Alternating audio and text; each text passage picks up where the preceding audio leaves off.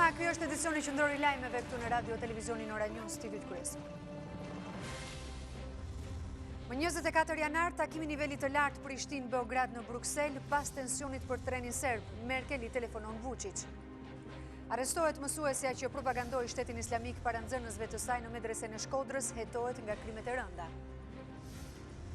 Basha deklaron se ndodhet në SBA për ceremoninë e inaugurimit të Trump me ftesë dhe jo me bilet. Me Trump, erë re për Partinë Demokratike dhe Shqipërinë.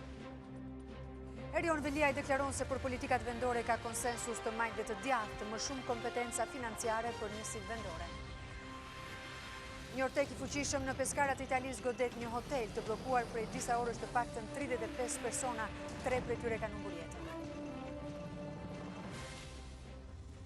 Zëvendës presidenti Amerikan Biden ul tensionet në mes të Prishtinës dhe Beogradit, kontribut të veçantë jep edhe kancelarja gjermane Angela Merkel. Dhe pas së gjithë këtij angazhimi diplomatik, përfaqësuesja e lartë për politikë të jashtme dhe siguri pranë Bashkimit Evropian Federica Mogherini përcakton 24 janarin si datën e vazhdimit të bisedimeve Prishtinë-Beograd pas incidentit me trenin serb, si takim të nivelit të lartë i cili do zhvillohet në Bruksel. Bisedimet me Prishtinën zyrtare do t'i vazhdojmë në fillim të javës së ardhshme. Kështu u shpreh kryeministri i Serbisë Aleksandar Vučić për televizionin publik serb RTS pas një bisede telefonike që zhvilloi me kancelaren gjermane Angela Merkel, me të cilën, siç theksoi vetë shefi ekzekutivit, bisedoi për çështjet më të rëndësishme në rajon dhe marrëdhëniet e Beogradit me Prishtinën. Ići u Brisel i mi albanska strana. Ne dhe pala shqiptare do të shkojmë në Bruksel. Sa na përket neve, kjo nuk është problem. Pas bisedimeve me zëvendës presidentin Biden, do të kemi edhe kontakte të tjera, sipas të gjitha gjasave direkte, dhe do të bëjmë përpjekje që të ndalojmë çdo lloj rritje të tensionit. Kryeministri i Serbisë me këtë rast u shpreh se ishte munduar të sqarojë kancelaren gjermane se serbët duhet të kuptojnë se si popull janë në një situatë shumë të vështirë, por që me përgjegjësi dhe mençuri duhet ta tejkalojnë atë. Ndërkohë që flet për opinionin serb, ai ngatron edhe marrëveshjen të cilën e ka firmosur vetë në Bruksel. Čini mi se da sam pokušao da objasnim. Kur jeni në situatën kur në veri ju sillin forcat armatosura, do duhet të them se kjo nuk ndodh se respektohet marrëveshja e Brukselit, por sepse nuk respektohet. Sikur të respektohet, Rosu nuk do të formohej nga shqiptarët, por 100% nga serbët. Duhet të respektohej nga rajoni policor siç është parashikuar me marrëveshje. Por nuk janë vetëm shqiptarët që pengojnë Aleksandar Vučićin dhe serbët, që siç i etiketon ai serbët e paditur, që kanë dëshirën të shpërndajnë gënjeshtra në çfarëdo lloj mënyre, ndërkohë që sërish e gjuan fajin tek shqiptarët. Ne mogu da govorim, nismo se dogovarali o tome kako. Në asnjë mënyrë nuk e kuptoj se cila ishte dëshira e shqiptarëve. Mund ta kuptoj se dikush po luan dhe tregon muskujt, nëse i duhet për konsum politik. Por kur këtë e bën me armë, kjo është lojë shumë e kushtueshme. Lojë shumë e rëndë për ta bërë për pikë politike. Për këtë arsye kam frikë se këtu ka diçka, dhe kjo është arsyeja që kam dashur të flas me të gjithë në përbot. Pak çaste pasi kryeministri i Serbisë bëri të ditur se do të vazhdojë dialogu Prishtinë-Beograd, zyra e përfaqësuese së lartë për politikat e jashtme dhe sigurinë pranë BE-s, Federica Mogherini, bën të ditur se në kuadër të dialogut me ndërmjetësimin e Bashkimit Evropian, Beogradi dhe Prishtina janë ftuar në takim të nivelit të lartë më datë 24 janar në Bruksel. Në një intervistë për Zërin e Amerikës, lideri demokrat Lulzim Basha deklaron se ndodhet në Shtetet e Bashkuara të Amerikës për ceremoninë e inaugurimit të Trump me ftesë dhe jo me bilet. Me Trump, deklaroi Basha, vjen një erë e re për Partinë Demokratike dhe për Shqipërinë. Unë jam ftuar në ceremoninë e inaugurimit, në ceremonitë të tjera festive me rastin e inaugurimit, nga antar të mazhorancës pra të Partisë Republikane në Kongresin Amerikan. Për shembull, dje kam qenë i ftuar i senatorit Ted Cruz. Për ceremoninë e inaugurimit kam ftesë të përbashkët nga kryetari i Komisionit për Europën, Komisionin e Jashtëm të Kongresit, dhe nga bashkëkryetari i Komisionit për OSBE-n, dy kongresmen të njohur republikan, dhe po kështu kam një numër ftesash nga kongresmen dhe senator të Partisë Republikane për disa nga aktivitetet e tjera që organizohen gjatë procesit të inaugurimit presidentit Trump. Pra ftesat janë ftesa, nuk janë bileta, janë të papaguara, janë të dërguara dhe jo të kërkuara. Gjatë vizitës në Shtetet e Bashkuara, kreu kuvendit Ilir Meta është takuar me kryetarin e Komisionit të Ligjeve në Kongresin Amerikan, Pete Sessions. Meta vlerësoi marrëdhëniet mes dy vendeve si dhe siguroi se Shqipëria mbetet e vendosur në zbatimin e reformës në drejtësi, ndërsa kreu amerikan i Komisionit të Ligjeve tha se presidenti Trump do të forcojë bashkëpunimin e mëtejshëm të Shqipërisë me Shtetet e Bashkuara. Kryetari i Kuvendit Ilir Meta vlerësoi marrëdhëniet mes Shteteve të Bashkuara të Amerikës dhe Shqipërisë në takimin me kryetarin e Komisionit të Ligjeve dhe Procedurave në Kongresin Amerikan, Pete Session. Kryetari i Kuvendit gjithashtu nënvizoi se Shqipëria është e vendosur në implementimin e reformës në drejtësi. Ne jemi të vendosur të forcojmë marrëdhëniet e shkëlqyera midis Shqipërisë dhe Shteteve të Bashkuara, marrëdhëniet e shkëlqyera midis Kongresit dhe Parlamentit Shqiptar, dhe jam i sigurt se vizita juaj e ardhshme në Shqipëri do të jetë shumë domethënëse. Shefi ligjeve në Kongres deklaroi si me presidentin e ri në Shtetet e Bashkuara të Amerikës do të rrisë akoma më shumë bashkëpunimi dhe forcimin e marrëdhënieve me Shqipërinë. Ilir Meta ndodhet në një vizitë në SBA, pasi do të marrë pjesë në ceremoninë e inaugurimit të presidentit Trump. Eci më tej nga forumi i Singaporit, kryeministri Edi Rama u ka bërthirë investitorëve të huaj që të kthejnë syt nga Shqipëria pasi ofron mundësi shumë të mira, sidomos në fushën e energjisë dhe turizmit.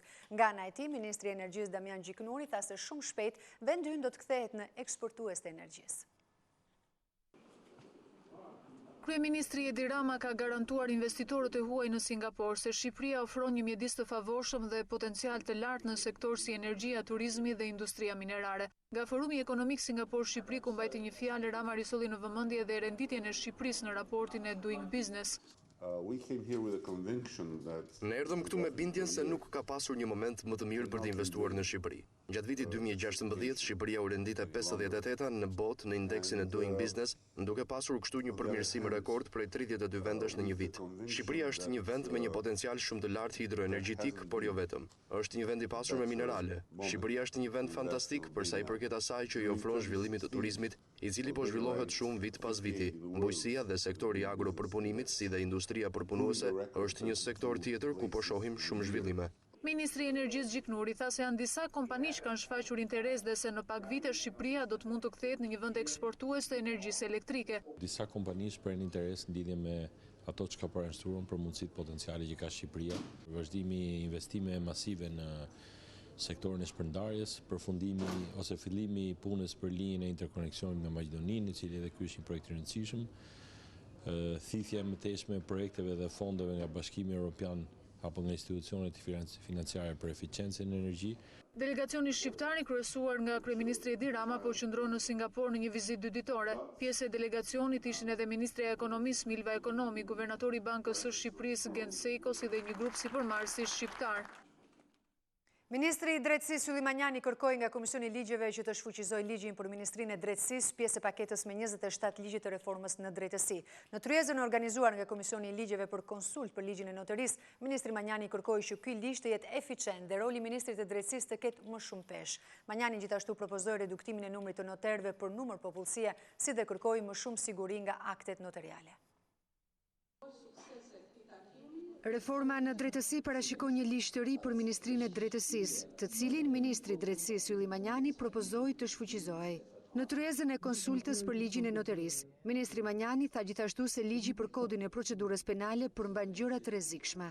Tani është momenti për të diskutuar, për të pozicionuar një herë mirë rolin e Ministrit të Drejtësisë, jo me ligj organik si deri sot, po jam për të shfuqizuar ligj, kodi i procedurës penale për sasinë e ndryshimeve që propozohet bëhen është praktikisht një kod i ri, por drafti që gjendet sot zyrtarisht në kalendarin tuaj të punimeve ka nevojë për një ripunim të thellë, ende, sepse ta them të vërtetën ka edhe gjëra të rrezikshme brenda. Manjani kërkoi më shumë eficiencë nga ligji i ri për notarinë, si dhe propozoi më shumë siguri në akte notariale.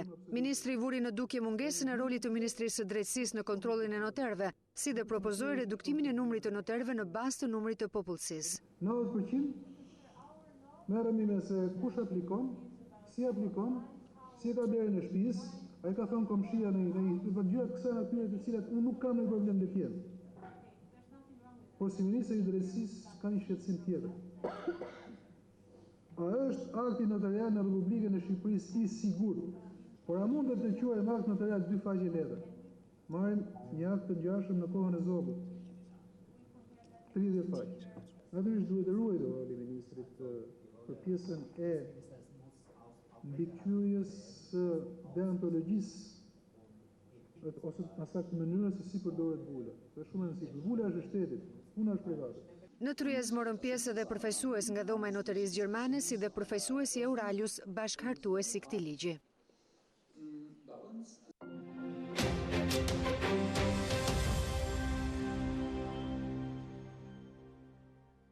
Arrestohet mësuesja e medreses së Shkodrës për nxitje të urrëties pas propagandës që bëri për Shtetin Islamik para nxënësve të saj. Emina Alushi u tha nxënësve të saj se Shteti Islamik është një organizatë e mirë që mbron myslimanët. Rasti po hetohet nga Prokuroria e Krimeve të Rënda, e cila po verifikon edhe për bashkëpunëtorët e saj. Drejtoria e antiterrorit në Policinë e Shtetit ka vënë në pranga mësuesin që propagandoi për Shtetin Islamik gjatë orëve të mësimit përpara nxënësve të medreses në Shkodër. Emina Alushi është filmuar në një video nga nxënësit në vitin 2015, të cilët i kishin dërguar në një emision investigativ. Në video mësuesja thotë se ISIS është organizatë e mirë dhe mbron popullin e Sirisë, Palestinës, Egjiptit e të tjerë. ISIS. Çfarë ISIS? Një organizatë mbrojtje pra popullit musliman të Sirisë për shembull, apo të Palestinës, apo të Egjiptit. Shkojnë luftojnë për xhihad. Dhe më thonë janë të mirë. Dakor, ato janë të mirë, po shteti të mi luftu. Dhe më thonë, lojmet pension çik, për të Ma dish me vra njerëz diçka e kanë të mirë.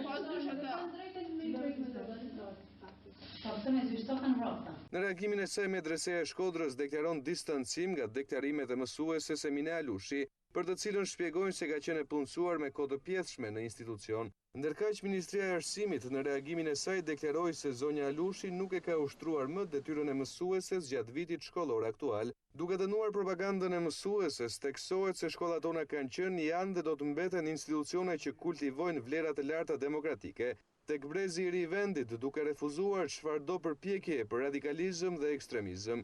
Rasti cilësohet i izoluar, por theksohet se do të monitorohet vazhdimisht. Mësuesi akuzohet për nxitje të urrëties dhe po hetohet nga Prokuroria e Krimeve të Rënda, ndërsa po verifikohet edhe për bashkëpunëtorë të tjerë të saj.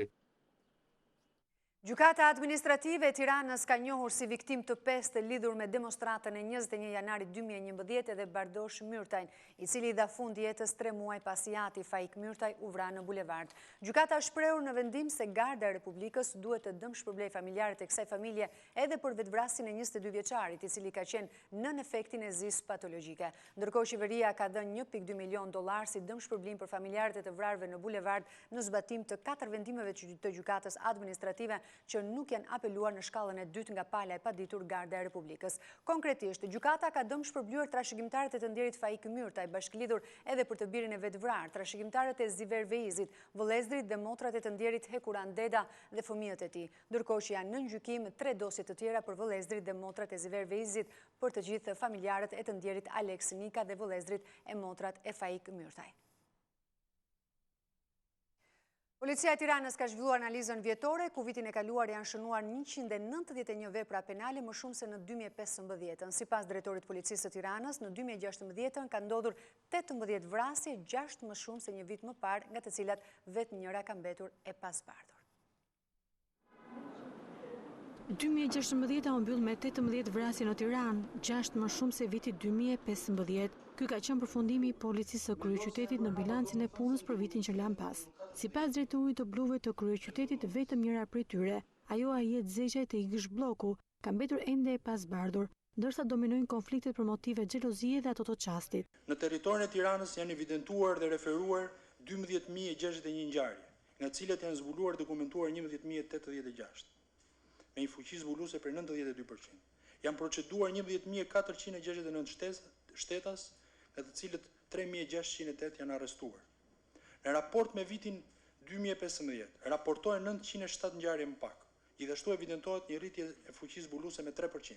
Referuar sekuestrimit të lëndëve narkotike, i Hoda tha se në vitin e kaluar u kapën 6 kg heroin, 3 kg më shumë se 2015 dhe rreth 3 kg kokainë, ndërsa është drejt zbardhjes grabitja e filialit të bankës tek 21 dhjetori, ndodhur në 19 dhjetor 2016, në lidhje me ndëshkimet në radhë të policisë. Kreu i policisë së kryeqytetit tha se u ndëshkuan 175 efektiv për shkelje të ndryshme. Ish avokatja e shtetit Ledina Mandia në Komisionin Hetimor Parlamentar tha se shteti shqiptar mund të kishte fituar arbitrazhin me kompaninë çeke ČEZ. Ajo tha se Ekomani kishte kërkuar 300 milion euro të largohej vetë nga Shqipëria, ndërsa në arbitrazh 500 milion euro. Në komision nuk munguan debatet, shka solli që mazhoranca të braktisë mbledhjen. Mbledhja e komisionit hetimor për marrëveshjen e mirëkuptimit mes shtetit shqiptar me kompaninë çeke ÇEZ u zhvillua mes debatesh të shumta, ndërsa dëshmoi ish avokatja e shtetit Ledina Mandia. Në dhjetor të vitit 2012, Mandia në Vjenë është zhvilluar një takim me kompaninë çeke, e cila ka kërkuar 300 milion euro për të dalë nga tregu shqiptar, ndërsa deklaroi se ÇEZ kishte pranuar se marrëdhënia me kompaninë Dia i përket asaj dhe jo shtetit shqiptar. Përfaqësuesit e kompanisë çeke kanë thënë që ky është një konflikt që na takon neve, domethënë është një çështje që na takon neve. Pra nuk hyn, domethënë tek pjesa e asaj çfarë. Por në marrëveshjen e mirëkuptimit, shteti shqiptar mori përsipër dhe arbitrazhin e kompanisë çeke me kompaninë Dia. 138 milion euro detyrim është çështje e tyre e brendshme. Ish avokatja e shtetit tha se për këtë ka vënë në dieni Ministrinë e Energjetikës Damian Gjiknuri, por pas insistimit të deputetëve socialist, ajo pranoi se për këtë çështje nuk ekziston shkresë zyrtare. Kjo për faktin se vetëm 2 ditë nga takimi, ajo është shkarkuar nga detyra. Çështja e Dias nuk ishte çështje më vete, në lidhje me çështjen e Dia janë bërë korrespondenca me ministrin e ekonomisë. Korrespondencat janë atje, e keni gabim thoj, ajo që s'ka bërë avokatja. Nuk e keni bërë, faleminderit. Në komision nuk munguan debatet deri në akuza personale. Edmond Spaho akuzoi deputetin Eduard Shalsi si avokat të ÇEZ dhe avokat të plerave, duke sjellë braktisjen e mbledhjes nga anëtarët e majorancës. Faleminderit. Ish avokatja e shtetit shprehu besim të plotë se Shqipëria do ta fitonte arbitrazhin ndërkombëtar, por socialistët argumentuan se në qoftë se shteti shqiptar nuk do të negocionte dhe çështja do vazhdonte në gjykata, sistemi energjetik do të futej në kolaps.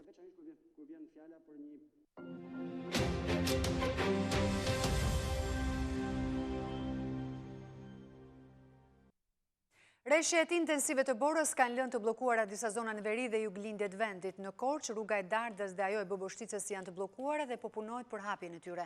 Në Dibër, rruga e Lurës është e pakalueshme. Në Kukës janë disa rrugë rurale në bashkinë e Tropojës që kanë probleme. Në të gjithë vendin, akset nacionale janë të qarkullueshme me dhe pa zinxhir.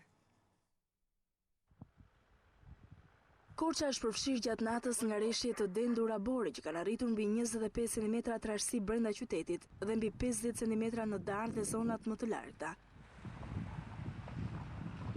Zyrtarisht raportohet se rrugët drejt Boboshticës dhe Dardës janë të bllokuara dhe po punohet për hapjen e tyre, ndërsa bëhet thirrje për kujdes në qarkullimin e mjeteve.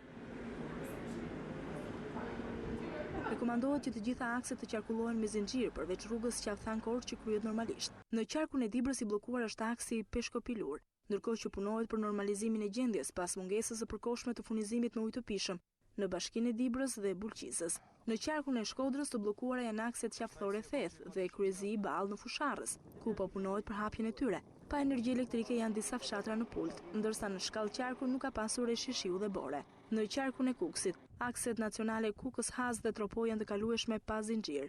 Të bllokuara në bashkinë e Kukësit janë akset në njësinë administrative Arë në fshatin Turej dhe fshati Nimçe në Zapod, për të cilat po punohet për lidhje me qendrën. Në bashkinë e Tropojës janë të bllokuara akset e fshatrave Cura i Epërm, Salc dhe Gjon Pepaj në njësinë administrative Lek Bibaj, fshatrat Treshnjev, Papaj, Gegaj të njësisë administrative Tropoj Vjetër, si edhe fshatrat Lukurtaj dhe Selimaj në Bujan.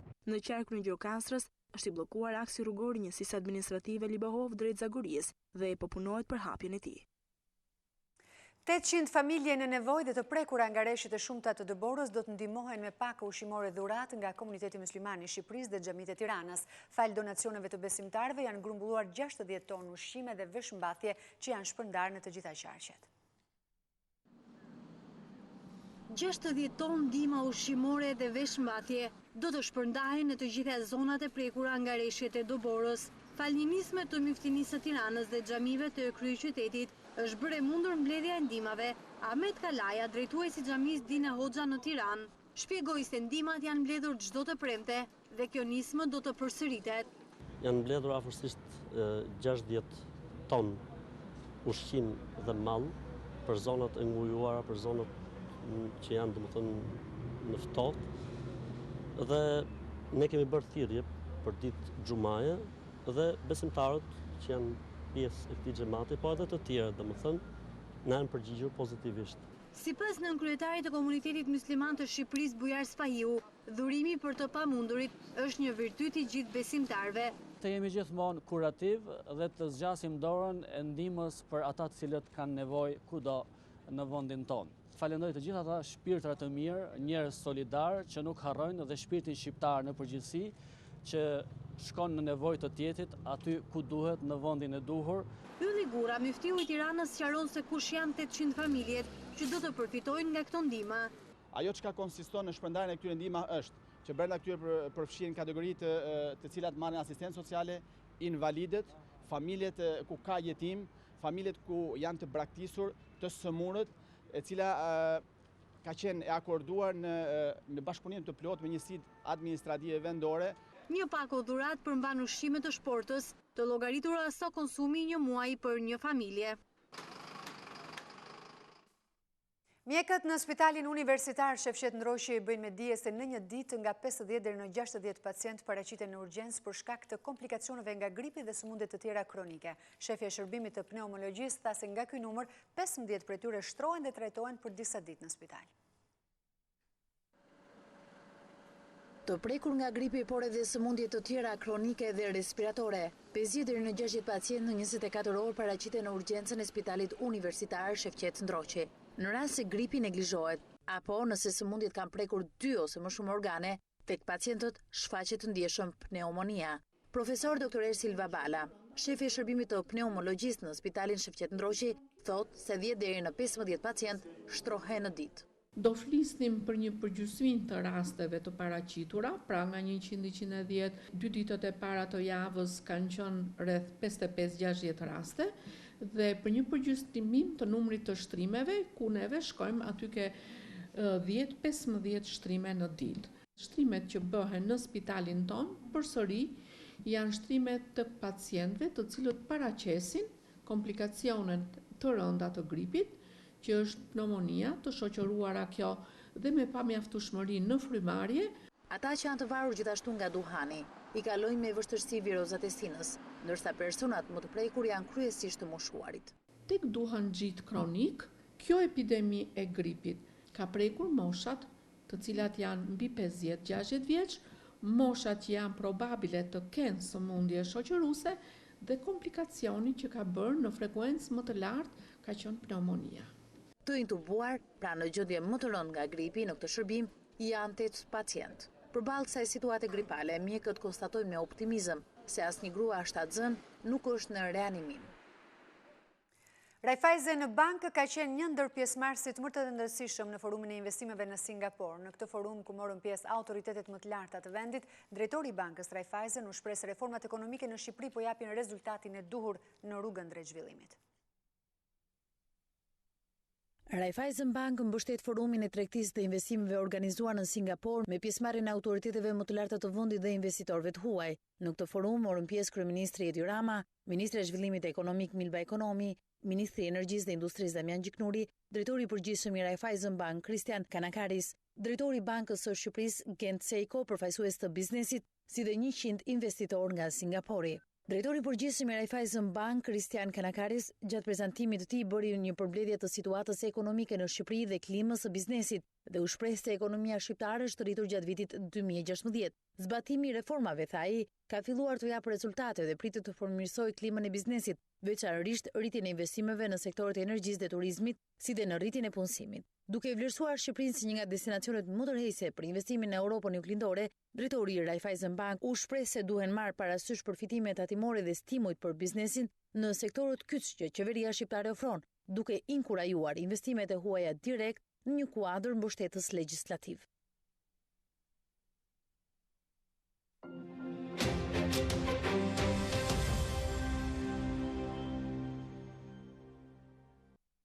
Tre trupat pajet janë rikuperuar, por 35 persona të tjerë dyshohet se kanë mbetur të bllokuar në brendësi të hoteli që u mbulua nga Orteku në rajonin e Abrucës në Itali. Zyrtarët italianë janë shprehur se do të vjojnë kërkimet me ritme intensive, por bëjnë të ditur se shpresat për të gjetur të mbijetuar sa vinë e shuhen me kalimin e orëve. Për mediat është prononcuar edhe kryeministri Paolo Gentiloni, i cili deklaroi se të gjithë do të mbajnë frymën deri në përfundimin e operacioneve të kërkim shpëtimit. Ekipet e shpëtimit në Itali ende nuk kanë arritur të gjejnë të mbijetuar në hotelin i cili u mbulua nga urteku në rajonin e Abruzzos. Deri më tani janë konfirmuar 3 viktima, ndërkohë që mbi 35 persona të tjerë kanë mbetur të bllokuar në brendësi. Zyrtarët kanë preferuar të rezervohen në deklaratat e tyre, por theksojnë se shpresat që ndonjë prej tyre të gjendet i gjallë sa vine shuhen me kalimin e orëve. Ekipet e shpëtimit kanë mbërritur në vendngjarje dhe kanë kërkuar në të gjithë zonën me ndihmën e qenëve nuhatës, e megjithatë gjithçka nuk ka sjellë asnjë rezultat. Deri më tani janë rekuperuar vetëm 3 trupa të pajetë, ndërkohë që bëhet e ditur se ka patur vetëm 2 të mbijetuar. Këta të fundit nuk kanë qenë në hotel gjatë kohës që ra urteku, gjë që u shpëtoi ndoshta edhe jetën. Ngjarja ka vënë në lëvizje edhe qeverinë e vendit, e cila ka urdhëruar kërkime intensive. Kryeministri Paolo Gentiloni zhvilloi një takim me kreun e emergjencës civile, të cilit i kërkoi angazhim maksimal të institucionit që drejtohet prej tij. Gjatë fjalës përpara gazetarëve, Gentiloni tha se të gjithë po mbajnë frymën pas ngjarjes së ndodhur, me shpresën se do të gjenden të mbijetuar. Vorrei dire che siamo tutti con il fiato sospeso per quello che Dua të them se ne po mbajmë frymën për atë që ndodhi. Kemi parë videot e operacioneve të shpëtimit në hotel. Do të presim me ankth për të parë nëse do të gjenden të mbijetuar, u shpreh shefi i ekzekutivit italian. Kërkimet në hotelin e mbuluar nga dëbora do të vijojnë me ritme intensive, pavarësisht se shpresat për të gjetur të mbijetuar vijojnë të mbeten të vakta. Presidenti i zgjedhur amerikan Donald Trump ka mbërritur në Washington një ditë përpara ditës historike të inaugurimit të tij si presidenti 45 i Shteteve të Bashkuara të Amerikës. Republikani kësaj radhe nuk fluturoi me avionin e tij privat, por me avionin Boeing që përdoret nga liderët e Shtëpisë së Bardhë, me të cilin do ta shohim të udhëtojë për gjatë 4 viteve të ardhshme.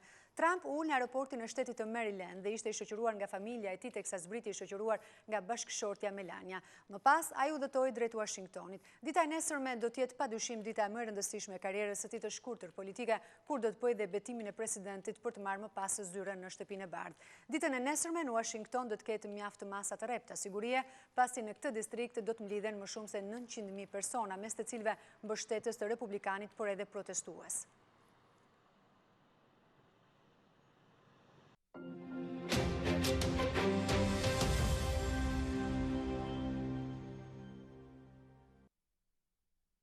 Kryetari i Bashkisë së Tiranës, Erion Velia, i kërkoi nga shoqatat e njësive vendore të bashkohen për interes të qytetarit. I pranishëm në mbledhjen e konstituimit të Këshillit Konsultativ të Njësive Vendore, Velia i kërkoi më shumë kompetenca financiare për njësitë vendore, ndërsa theksoi se për të çuar përpara reformat ka një konsensus të gjerë të majtë dhe djathtë. Ndarja e re administrative territoriale, sipas kryetarit të Bashkisë Erion Veliaj, rriti mundësinë e njësive vendore për të performuar më mirë. Në ngritjen e Këshillit Konsultativ të Qeverisjes Qendrore me të vendore, Velia i theksoi se shoqatat e njësive duhet të bashkohen për interesat e qytetarëve. Kryebashkiaku deklaroi se për çështjet e politikave vendore ka një konsensus të majtë dhe të djathtë për të çuar përpara reformat. Unë jam shumë krenar që drejtori shoqatën e bashkive që ka 75% kryetarëve të bashkive dhe 80% popullsisë. Po gjithmonë kam insistuar bashkë me Voltanën që ndoshta shoqatat duhet bashkohen, dhe të jemi gjithë bashkë sepse bashkë mund të avokojmë më shumë pavarësisht kush është në qeveri qendrore. Ndaj dhe më vjen mirë se një hap i parë është hedhur sot. Dhe pavarësisht se përfaqësoj shumicën e bashkive të Shqipërisë, më vjen mirë që në fakt prezantimin në tryezën e Këshillit Konsultative kemi të barabartë. Kur vjen puna tek interesi publik i qytetarëve tanë, ku pastrimi i qytetit nuk njihet majtë të djathtë, as pusetat nuk njohet majtë të djathtë, po kështu dhe ndriçimi, po kështu dhe ngroja. Velia i kërkoi më shumë kompetenca financiare për njësitë vendore. Gjithmonë shqetësimi im ka qenë ne po delegojmë dhe po decentralizojmë vetëm problemet apo edhe zgjidhjet. Edhe do doja që në fakt kjo të ishte diçka që merret parasysh edhe në draft ligjin që do të fillojmë të diskutojmë për financat vendore. Kreu i Bashkisë kërkoi që caktimi i disa prej taksave të jetë kompetencë e njësive vendore dhe jo qeverisjes qendrore, sikurse është aktualisht.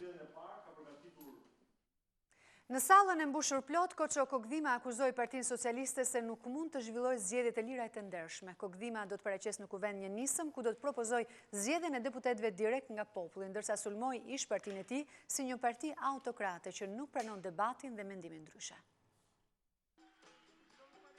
Me sloganin "Unë jam zgjidhja", ish deputeti i Partisë Socialiste Koço Kokdhima sfidon hapur forcën e tij politike, duke akuzuar se nuk zhvillon dot zgjedhje të lira e të ndershme dhe për këtë do të çojë në kuvend nismën ku do të kërkojë zgjedhjen e deputetëve direkt nga populli. Unë jam zgjidhja. Po, mos dysho. Ki besim. Nëse ti beson, ti vërtet je dhe bëhesh zgjidhja. Kokdhima u tregua jashtër me Partinë Socialiste, duke akuzuar si një parti autokrate që nuk pranon debatin dhe mendimin ndryshe, si dhe ju bashkua metodës së ish kryeministrit Sali Berisha për të manipuluar zgjedhjet. Populli voton, kryetarët zgjedhin. Ky është sistemi i degeneruar i partitokracisë. Këta politikanë nuk i mundsojnë dot akoma Shqipërisë zgjedhjet lira e të ndershme. Udhëheqësit e majt, në vend që të distancoheshin prerazi dhe përfundimisht nga kultura e vjedhjes së zgjedhjeve që mbolli Saliu, i vajtën pas atij modeli. Ajo vuan nga mungesa e demokracisë së brendshme, është një parti autokratike, drejtimi është arbitrar, në mjedisin e saj sundon bullizmi, është e mbyllur për debatin, për mendimin ndryshe, përfaqësuesit emrohen nga lart, drejtuesit nuk japin llogari. Kjo revizje Koço-Kokdhimës vjen pas përjashtimit të tij nga kryesia dhe Asambleja e Partisë Socialiste në dhjetorin e shkuar.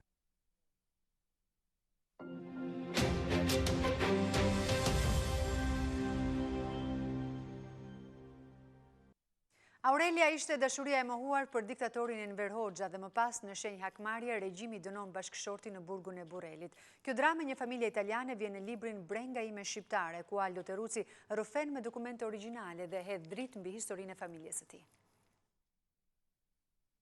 Që prej vitit 1993, kohë kur mbërriti në Shqipëri, italiani Aldo Terruci kërkon ishtrat e të atit Renatos në tokën e Shqiponjave. Ai ishte ende fëmijë kur regjimi Enver Hoxhës i burgosi babain në burgun e Burrelit, ku edhe u nda nga jeta pa mundur t'i thot lam të mirë të birit dhe bashkëshortes Aurelia.